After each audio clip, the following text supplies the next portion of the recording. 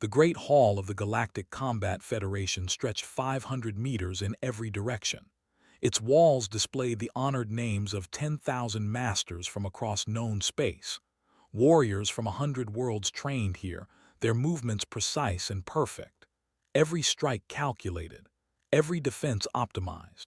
3,000 years of martial excellence lived in this place. Master stood at the center observation deck, her four arms crossed in the traditional stance of judgment. Her silver skin reflected the training lights below, where students practiced forms that had been refined through countless generations. She watched a warrior move through attack patterns, each motion timed to the microsecond. Beautiful, efficient, perfect.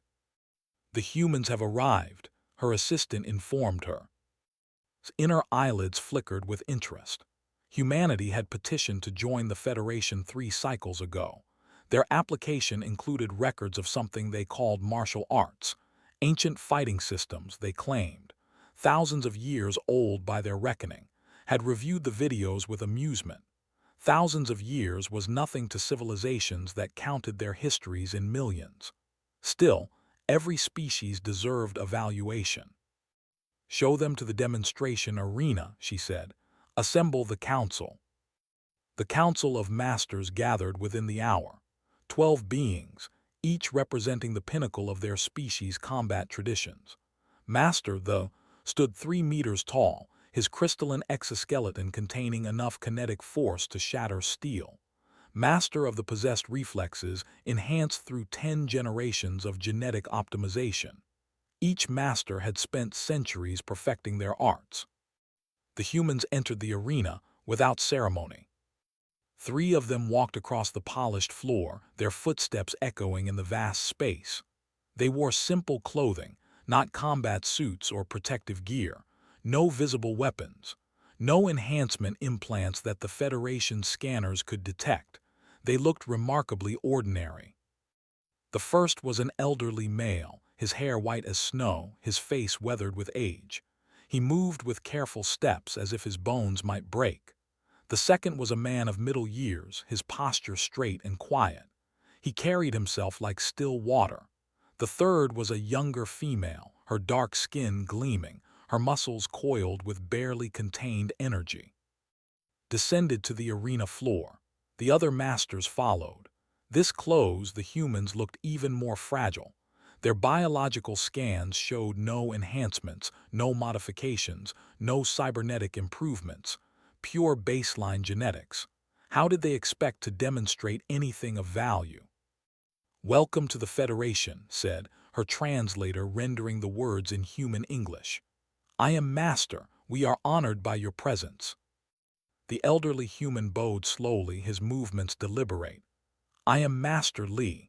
This is Sensei and this is Maria Santos. We are honored to be here." His voice was soft but clear. He spoke like someone who had taught for many years. "We understand you wish to demonstrate your martial traditions," continued. "We have prepared this exhibition as a learning opportunity. We will show you the techniques of the Federation, and you may show us your own methods. This way, we can determine how best to incorporate your species into our training programs." "That is most gracious," Lee said. He glanced at his companions. Something passed between them, a look that couldn't quite read. "Shall we begin?" she asked. The humans nodded. Gestured to the training area. "I will demonstrate first. Our combat system has been refined over 2,000 years. Every movement is calculated for maximum efficiency. We have removed all unnecessary motion, all wasted energy. What remains is perfect technique." She moved to the center of the arena. Her 4 arms flowed through a kata, each strike powerful enough to dent ship armor. Her feet barely touched the ground as she spun and struck. The movements were mathematical in their precision. Strike angles optimized for bone structure and leverage. Defensive positions calculated to minimize vulnerability. Her cybernetic enhancements fed her real-time data about every muscle, every balance point, every fraction of force applied. When she finished, the arena was silent except for the hum of the environmental systems. "Remarkable," Lee said. Your form is very exact.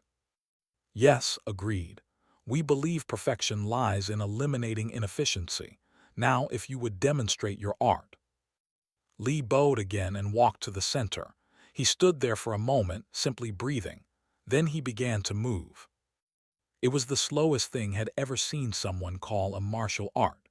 The old human shifted his weight from one foot to the other as if wading through thick liquid. His arms rose and fell in wide, circular patterns. His hands moved like he was pushing against invisible walls of water. There was no snap to his movements, no explosive power, no optimized strike paths. He looked like he was performing a gentle dance, not a combat system. The council watched in confused silence. Master leaned toward. "Is this a meditation exercise?" he whispered. "I'm uncertain," she replied. Lee continued for several minutes, his movements flowing endlessly into one another. When he finished, he returned to his original position and bowed.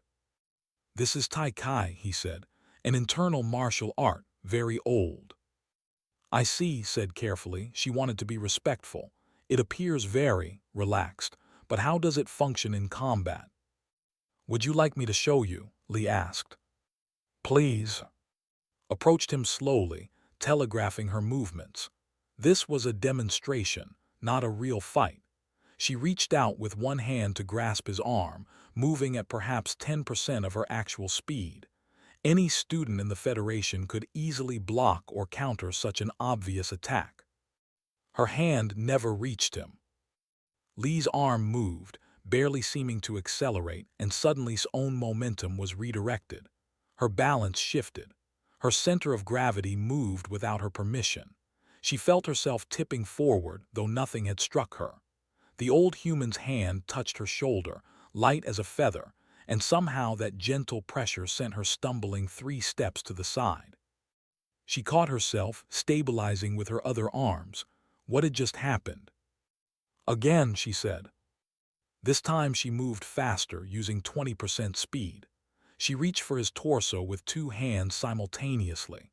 Lee stepped to the side, his body turning, and both her arms were redirected past him.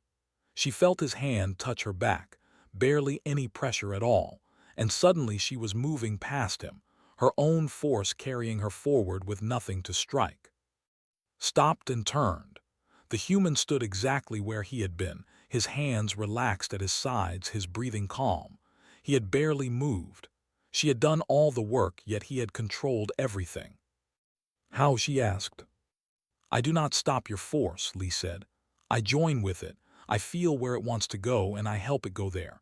Your strength is greater than mine. Why would I fight against it? Better to move with it."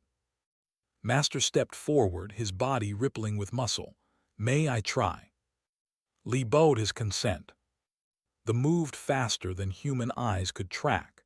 His species had evolved on a high-gravity world where speed meant survival. His strike covered the distance to Lee in a fraction of a second. Lee wasn't there.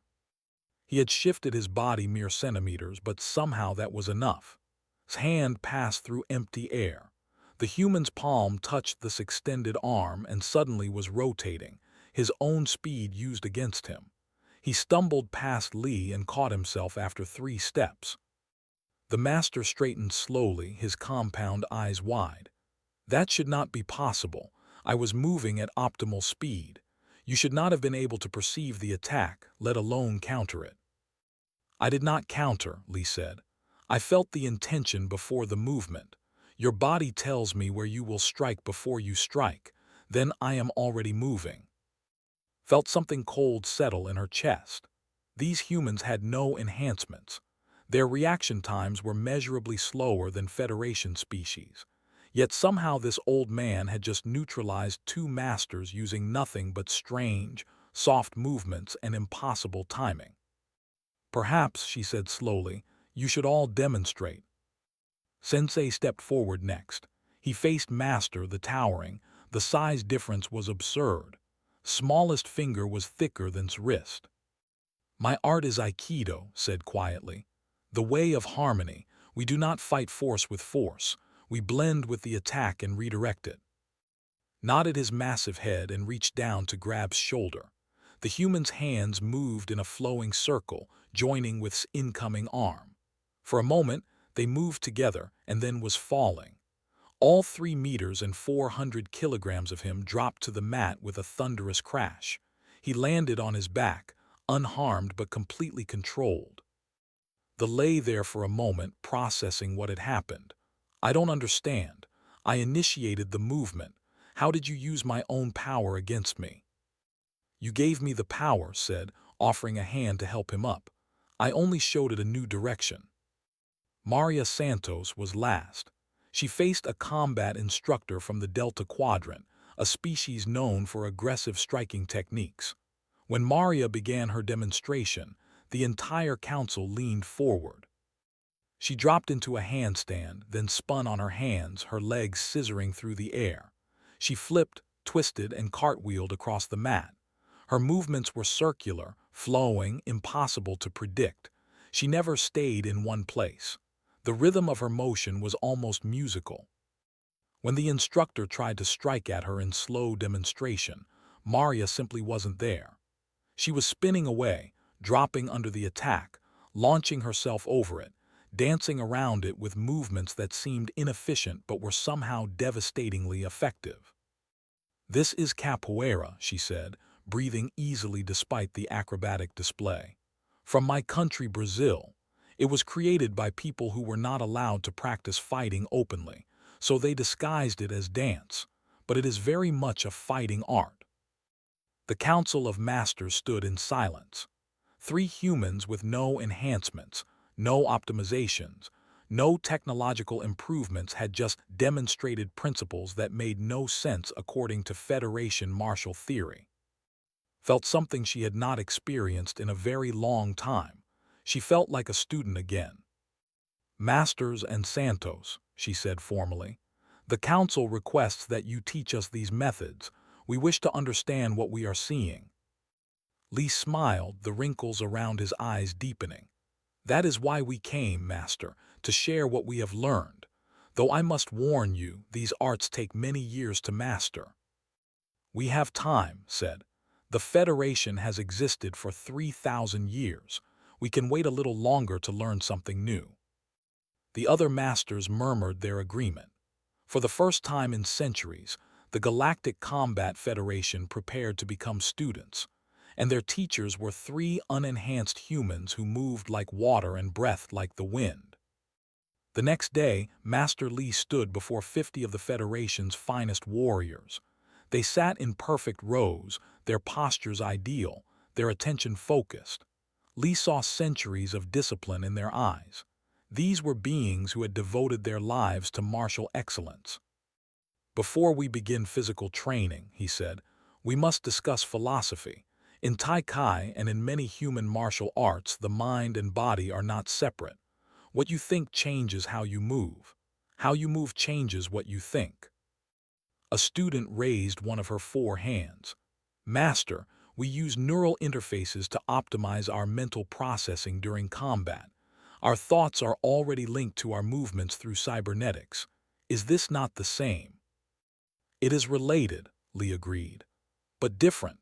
Your technology makes your body obey your mind faster. What I teach is to make your mind and body act as one thing, not 2 things with a connection between them." He demonstrated by standing still, his arms at his sides. "Watch my hand." His hand rose slowly, palm up, fingers relaxed. The movement took 5 full seconds. "Did you see my muscles tense? Did you see preparation?" The students exchanged glances. "No, Master," several replied. "That is because I did not tell my hand to move. My intention to move and the movement happened together, not one after the other. No signal, no delay, just action arising from intention without separation." A warrior frowned. "But there must be a neural signal. Biology requires it." "Yes," Lee said. "But when the mind is quiet and the body is relaxed, that signal feels like it happens at the same time as the movement. You stop noticing the gap. This makes you faster than if you think, 'Now I will move,' and then move. The thinking slows you down." He gestured for them to stand. "We will start with standing meditation. You will stand in one position for 30 minutes, breathing naturally, and do nothing else." The students looked at each other in confusion. Master spoke from the back of the room. "Master, these warriors train 8 hours per day. Every minute is optimized for skill development. How does standing still develop skill?" "What is the hurry?" Lee asked gently. "You have trained for centuries. 30 minutes of stillness will not waste your time. It will teach you something your motion has hidden from you." The students arranged themselves in rows. Lee walked among them, correcting postures. Feet shoulder-width apart, knees slightly bent, not locked, spine straight but not stiff, head as if suspended from above by a string, shoulders relaxed, arms hanging naturally. "Now breathe. Do not control your breath, just notice it. Feel it enter your nose, fill your lungs, leave your mouth. Pay attention to nothing else." For the first 5 minutes, the students stood perfectly still. Their discipline was remarkable, but Lee could see the tension in their bodies. They were holding the position through muscular effort, not through structural alignment. They were enduring the stance, not inhabiting it. "Relax," he said softly. "You are trying too hard. The floor holds you up. Your bones stack on top of each other. Your muscles do not need to work so hard. Let gravity do the work." A student trembled slightly. Her crystalline structure was not designed for prolonged stillness. "Master, this is uncomfortable." "Yes," Lee agreed. "Notice the discomfort. Do not fight it. Do not try to push it away. Just see it clearly. Where exactly do you feel it? How does it change from moment to moment?" By the 10th minute, several students were struggling. Their optimized training had not prepared them for the simple difficulty of standing still with nothing to do. Their minds, accustomed to processing combat data and running simulations, rebelled against the emptiness. "This is boring," one student muttered. "Yes," Lee said, "boredom is also something to notice.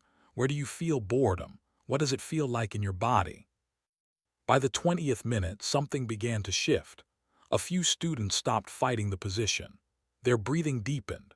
The minute adjustments they were making to maintain balance became smaller, more refined. They were discovering what Lee wanted them to find, that stillness has its own depth. When 30 minutes ended, Lee had them shake out their legs and rest. Many looked frustrated. A few looked intrigued. "That was harder than sparring," a young said. "Yes," Lee agreed. "Because in sparring you have something to do. Your mind is busy. In standing still you have nothing to do, so you must face yourself. This is the first lesson. If you cannot be still, you cannot be truly fast. Speed without stillness is just chaos." Across the facility, Sensei was teaching a different lesson. He stood in a smaller training room with 20 advanced students. Unlike Lee's group, these students had requested his teaching specifically. They had all watched his demonstration with Master and wanted to understand how such a small force could control such large power. "Aikido means the way of harmony with energy," explained. "We do not oppose force, we join with it. To do this, you must first understand how force moves through your own body." He had the students pair up. One of you will push your partner's shoulder, slowly and gently. The other will try to understand what they feel. A student pushed his partner. She resisted automatically, pushing back against him. "Stop," said. "You are doing what your training taught you. You feel pressure, you resist. This is natural, but try something different. When you feel the push, do not resist. Instead, turn your body in the direction of the push. Let it move you, but guide where you go." They tried again. This time when her partner pushed, she turned with it. She moved 3 steps to the side, maintaining her balance. "Better," said, "but you are still thinking of it as him pushing and you moving. Try to feel it as one movement. His push and your turn happen together, not one causing the other." The students practiced this basic exercise for an hour, switching partners and roles. Watched carefully, offering small corrections. A hand placed slightly differently. A foot position adjusted. The timing of the turn refined. The principle is simple, he said, but making it natural takes time. Your bodies have been trained to resist, to apply force against force. This training is deep in your muscles. We must teach your body a new response, one that feels strange at first. Master entered the room, his massive frame filling the doorway. Sensei, may I ask a question? Of course, Master. I have been thinking about yesterday. When I reached for you, I was moving at demonstration speed, slow for me, but I am still much stronger than you. How did you move me? Smiled, may I show you again? Nodded and reached for shoulder, moving slowly.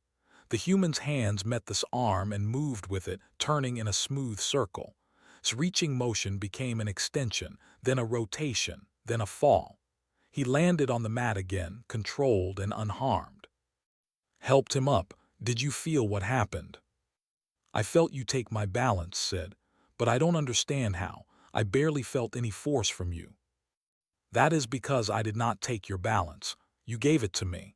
When you reached forward, your weight shifted. Your center moved. I simply guided that movement a little more than you intended. Your own extension became overextension. Thought about this. So you did not overcome my strength. You redirected my intention. Exactly, said. In Aikido, we say the mind leads the body. If I can blend with your mind's intention, I can guide your body without fighting your strength. Your power becomes my power because we move together. One of the students raised a hand. Sensei, our training focuses on reading an opponent's movements and countering optimally. We analyze stance, weight distribution, and muscle tension to predict attacks. Is this the same as blending with intention? Related but not the same, said. You analyze and then respond. Analysis takes time, even if very fast. What I teach is to feel the intention and respond at the same time. No gap. You become like a mirror. The attack appears and the reflection appears instantly. How long does this take to learn? Another student asked. Laughed softly. I have practiced for 40 years. I am still learning. The room fell silent at that admission. 40 years and still learning. For beings who mastered techniques through computational analysis and optimized repetition, the idea of a 40-year learning curve was foreign. But that is the beauty of it, continued. There is always more depth to discover. The techniques are simple. A child can learn the movements in a few weeks, but understanding when and how to apply them, feeling the subtle changes in an opponent's balance, moving with true spontaneity, that takes a lifetime. And that is why it is called a way, not just a system. It is a path of continuous growth. Maria Santos had the most energetic class. 30 students filled a large training hall, and she had them all moving from the first moment. Music played from the hall's sound system, a Brazilian rhythm that pulsed through the space. Capoeira was born from necessity, Maria explained as she led them through basic movements. My ancestors were brought to Brazil as slaves. They were not allowed to fight or practice fighting, so they disguised their training as dance and music. The masters taught movements that looked like celebration but were actually combat techniques. She demonstrated a basic, the fundamental rocking step of capoeira. Her body swayed side to side, her weight shifting constantly, her hands up in a guard that looked almost casual. This is your foundation. You are always moving, always changing position, never still. This makes you hard to hit and hard to predict. The students tried to copy her movement. It looked simple, but maintaining the rhythm while staying balanced proved difficult. Several stumbled. Others moved too stiffly, their bodies used to fixed stances and stable positions. Relax, Maria called out. This is not military drill. Feel the music. Let your body move with it. Capoeira is about flow, about creativity. There is no one correct way to move. A student stopped, frustrated. Santos, in our training, we learn specific sequences. Each movement has a purpose and a proper form, but capoeira seems to have no structure. How do you know what to do? Good question, Maria said. She stopped the music. Come here, try to grab me. The student approached and reached for Maria's arm. Maria dropped into one hand on the ground, her body low, and spun away. She came up into a cartwheel that brought her legs sweeping past where the student's head had been. She landed in again, smiling. "Did I plan that sequence?" Maria asked. "No, I saw you reach high, so I went low. You stepped forward, so I moved to the side. You were thinking about your hand, so I used my legs. Capoeira teaches you principles, not patterns. Then you create your own response in the moment." Another student asked, "But how do you train if every situation is different?" "In our systems, we practice thousands of scenarios until our responses become automatic." "We train principles," Maria said. "We practice movements until our bodies know them deeply, but we don't practice them in fixed order. We play. You see, in capoeira, we call a match a game. Two players enter the circle and they play together. It is not about winning. It is about creativity, about dialogue through movement." She had them form a circle and began demonstrating the. Two students entered and started moving. At first, they tried to apply their normal sparring methods. One attacked, one defended. Maria stopped them. "No, no, this is not fighting. This is conversation. You move, I respond. I move, you respond. We create something together. Watch." She entered the circle with a volunteer. They began to circling each other.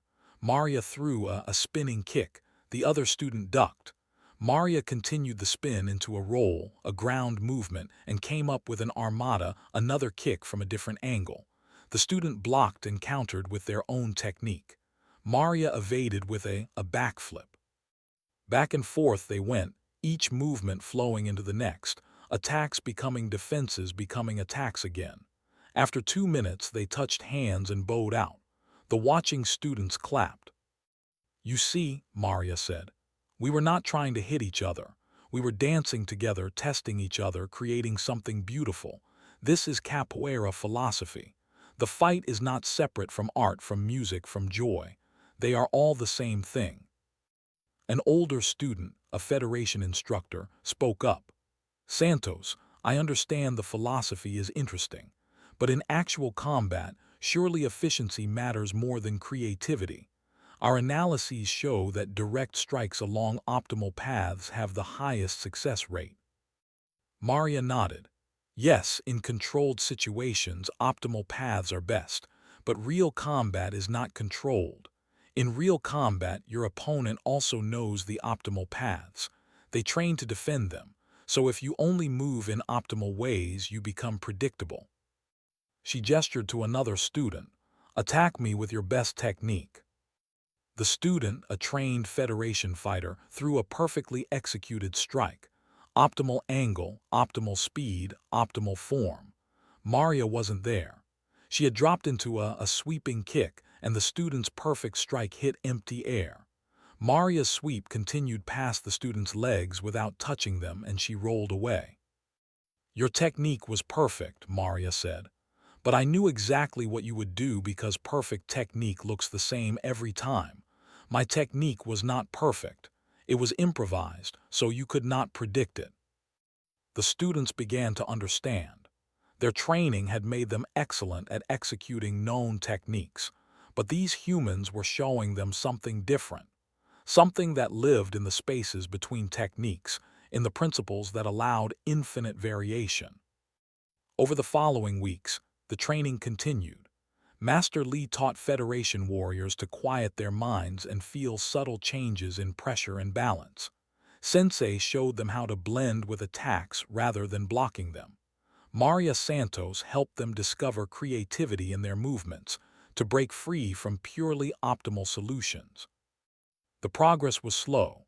Beings who had trained for decades or centuries in highly optimized systems struggled to set aside their efficiency and embrace these seemingly paradoxical methods. But slowly, understanding began to dawn. A student found that by relaxing as Lee taught, her punches became faster, not slower, because her muscles did not fight themselves. A warrior discovered that blending principles allowed him to defeat opponents much larger than himself. A guard learned from Maria that unpredictable movement could be more effective than optimal positioning. Master watched all of this with growing amazement. She had begun practicing Tai Chi with Lee personally, spending an hour each morning in slow movement meditation. At first, it had seemed like a waste of time. She could barely feel anything happening, but after 2 weeks, something changed. She was sparring with another master, a routine practice session they had done hundreds of times. Her opponent attacked with a standard combination and found herself responding differently. Instead of blocking and countering as usual, her body shifted slightly, and the attack missed. Her counter came from a strange angle, one her analytical systems hadn't calculated. It just felt right. Her opponent stumbled, surprised. "What did you just do?" Looked at her hands, wondering the same thing. "I'm not certain. I didn't think about it. I just moved." That evening she went to Lee. "Master, something strange happened today." She described the sparring match. Lee smiled. "Not strange, natural. Your body is beginning to remember how to move without thinking. This is the beginning of Tai Chi skill." "But I have been training for 200 years, said. "I know thousands of techniques. How can not thinking be better than knowing?" "Knowing is not the same as understanding," Lee said. "You know how to block that attack. You have blocked it perfectly thousands of times. But today, your body understood something deeper. It felt the attack coming and responded in the moment, not from memory. This is the difference between knowledge and wisdom." Sat down slowly, all 4 arms wrapped around her knees. "We have spent 3,000 years perfecting our arts. We removed all inefficiency, all wasted motion. We calculated the optimal response to every situation. And now you tell us that the answer is to not calculate." "Not exactly," Lee said. "Calculation is useful, but calculation takes time. In real combat, real life, there is not always time to calculate. Sometimes you must simply be present and respond. Your training gives you the vocabulary of movement. What I teach is how to speak that vocabulary fluently without thinking about grammar." "This will take years to master," said. "Many years," Lee agreed. "But you have time, and now you know there is something to learn. Before, you thought you had reached perfection. Now you know perfection has more depth than you imagined." 3 months after the humans arrived, the Council of Masters called a formal assembly. The grand hall filled with Federation warriors, instructors, and students. The 3 human teachers stood at the center, looking small among the gathered crowd of powerful beings. Master approached them with the full council behind her. The hall fell silent. "Masters Lee and Santos," she began, "we called you here to evaluate your arts and determine how humanity might join our federation. We expected to teach you our ways. Instead, you have taught us."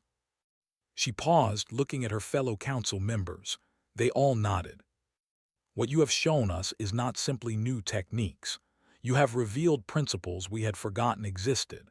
In our pursuit of perfection through optimization, we removed the very elements that make martial arts truly alive. We forgot that efficiency is not the same as effectiveness. We forgot that perfection calculated is not the same as perfection felt." Lee bowed. "Master, you honor us, but we have also learned from you. Your discipline is remarkable. Your dedication to excellence is something we will carry back to Earth." "Perhaps," said, "but today we wish to honor you in our tradition." She gestured, and 12 Federation masters formed a line facing the 3 humans. Then, in a motion that shocked every being in the hall, they all bowed. Not the casual bow of greeting, but the deep bow of respect between master and master. The bow that acknowledged true wisdom. The 3 humans bowed back, and when they straightened, there were tears in their eyes. Master stepped forward. "You came here as representatives of a new species seeking membership. We grant that membership. But more than that, we grant you the title of Federation Master. You are the first beings from a new member world to receive this honor. Usually, it takes centuries of training within the Federation.